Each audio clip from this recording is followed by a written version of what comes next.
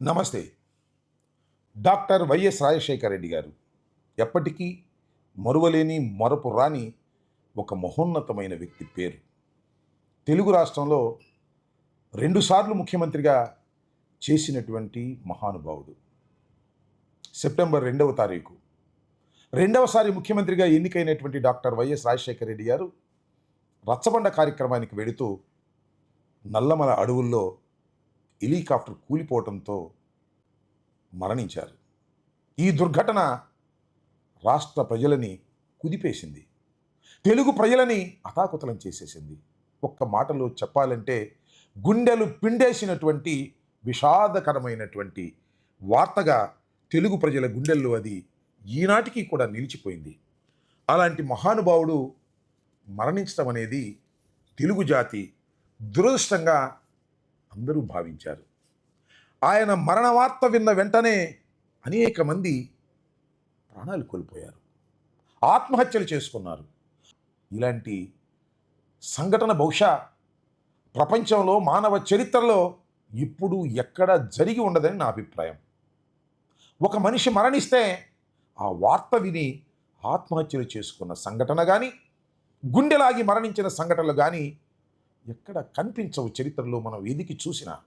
కానీ రాజశేఖర రెడ్డి గారికి అలా జరిగింది. దానికి కారణం ఒక్కటే, ఆయన పేద ప్రజల పట్ల, రాష్ట్ర ప్రజల పట్ల, తెలుగు ప్రజల పట్ల ఆయన చూపించినటువంటి ప్రేమానురాగాలు, ఆయన ప్రవేశపెట్టినటువంటి సంక్షేమ కార్యక్రమాలు, వీటన్నిటినీ అనుభవించినటువంటి తెలుగు ప్రజలు రాజశేఖర రెడ్డి లేని జీవితం మాకు అవసరం లేదు అనే భావనకు ఆ క్షణిక ఆవేశంలో వచ్చి ఉంటారు. అందుకే ఇలా జరిగిందని అందరూ భావించారు. రాజశేఖర రెడ్డి గారు మరణం తర్వాత ఆల్మోస్ట్ ప్రతి గ్రామంలోనూ రాజశేఖర రెడ్డి గారి విగ్రహాలు ఆవిష్కరింపచేశారు. కొన్ని గ్రామాల్లో అయితే పదుల సంఖ్యలో కూడా ఆవిష్కరింపచేశారు. ఎవరి శక్తి కొలది వారు. కాంస్య విగ్రహాలు అయితే కాంస్య విగ్రహాలు, ఫైబర్ విగ్రహాలు అయితే ఫైబర్ విగ్రహాలు, సిమెంటుతో తయారు చేసిన విగ్రహాలు అయితే సిమెంటుతో తయారు చేసిన విగ్రహాలు. ప్రతి చోట తెలుగు రాష్ట్రంలో ఏ మూలకు వెళ్ళినా కనిపిస్తుంది రాజశేఖర రెడ్డి గారి విగ్రహం.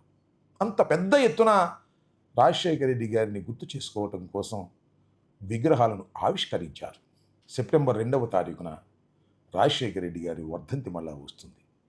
ఆ వర్ధంతి రోజున మీ ప్రాంతాల్లో ఉన్నటువంటి రాజశేఖర రెడ్డి గారి విగ్రహాలను శుభ్రం చేయండి, చక్కగా అలంకరించండి, వీలైతే రంగులు వేయండి.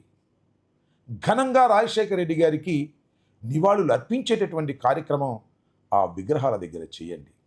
ఈ విధంగా రాజశేఖర రెడ్డి గారి ఆత్మ శాంతించే విధంగా వైఎస్ఆర్ కాంగ్రెస్ పార్టీ శ్రేణులు, రాజశేఖర రెడ్డి గారి అభిమానులు దీనిలో ఈ రోజు నుంచే ప్రారంభించి విగ్రహాలను శుభ్రం చేసి పూజించేటటువంటి కార్యక్రమం చేయాలని ఈ సందర్భంగా నేను మనవి చేస్తున్నా. సెప్టెంబర్ 2 ఘనంగా రాజశేఖర రెడ్డి గారి వర్ధంతిని చేయాలని, సరే ఇంకా అన్నదాన కార్యక్రమాలు, రక్తదాన కార్యక్రమాలు, పేదలకు సహాయం చేసే అనేక కార్యక్రమాలు ఆయనకి నివాళులర్పిస్తూ చేస్తే బాగుంటుంది. కాబట్టి మీ అందరూ కూడా రాజశేఖర రెడ్డి గారి వర్ధంతిని ఘనంగా నిర్వహించాలని హృదయపూర్వకంగా కోరుకుంటున్నాను. ధన్యవాదాలు. Stay aware, stay bold. Like, subscribe and follow at Ambati Rambabu Official for truth and clarity in today's politics.